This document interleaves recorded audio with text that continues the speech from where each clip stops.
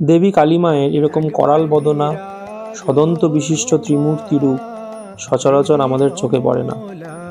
মূর্তির সামনে সিঁদুর রঙা লাল শিলাখণ্ড বিদ্যমান। রানাঘাট ও পার্শ্ববর্তী অঞ্চলে সকলের কাছে সুপরিচিত এই জহুরা কালী মায়ের মন্দির। রানাঘাট স্টেশন থেকে কিছুটা দূরেই নোকারি নামক অঞ্চলে গ্রাম্য শান্ত পরিবেশের দেবীর অধিষ্ঠান।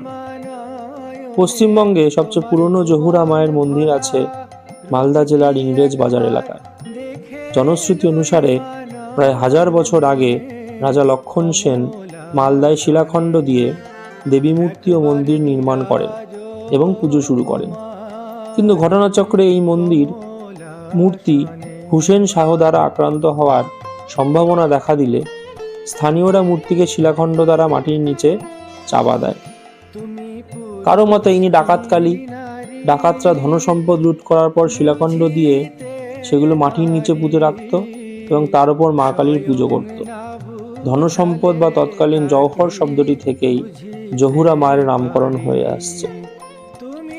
এরপর স্বপ্নাদিষ্ট শ্রী যুগল কিশোর নন্দী মহাশয় 1373 সালে রানাঘাটে এই মন্দির প্রতিষ্ঠা করেন। চেনা পরিচিত কালী মূর্তির মতো মা জহুরার রক্তবর্ণ জিহ্বা দৃশ্যমান হলেও বাকি রূপের সাথে এই রূপের ও পূজার পার্থক্য চোখে পড়ার মতো। মা জহুরা কালীর সাথে সবাসনের শিবের মূর্তিও নেই। মহাকালীর প্রতিনিধিত্বকারী মা জহুরার দুপাশে রয়েছেন উচ্চতায় কিছুটা ছোট, প্রায় একই দেখতে মহালক্ষ্মী ও সরস্বতীর প্রতিনিধিত্বকারী আরও 2 দেবী মূর্তি। আবার কারো মতে মাঝের মূর্তিটি দেবী ছিন্নমস্তার ও দুপাশে তার সহচরী ডাকিনী যোগিনী। লক্ষণীয়, প্রায় 5 ফুট উচ্চতার এই 3টি মূর্তি কোনো মৃত্তিকার বা ধাতু বা পাথরের নয়, কাঠের কাঠামো এবং 3টি কাঠামোরই কোনো হাত পা নেই।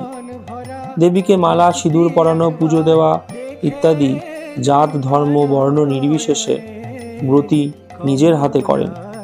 সম্মুখের কাঁঠাল গাছে মানতের ঢিল বাঁধেন। এই মন্দিরে পুজো দিতে কোনো দক্ষিণা দিতে হয় না। এখানে মনে করা হয় ভক্ত ভগবানের মাঝে কোনো ব্রাহ্মণ কিংবা অর্থমূল্য থাকতে পারে না, যা একেবারেই তুলনাহীন।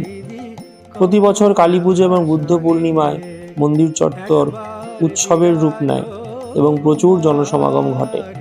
রানাঘাট স্টেশনে নেমে টোটোতে চেপে 15 মিনিটেই পৌঁছে যান এবং চাক্ষুষ করুন মায়ের এক অপার্থিব রূপ।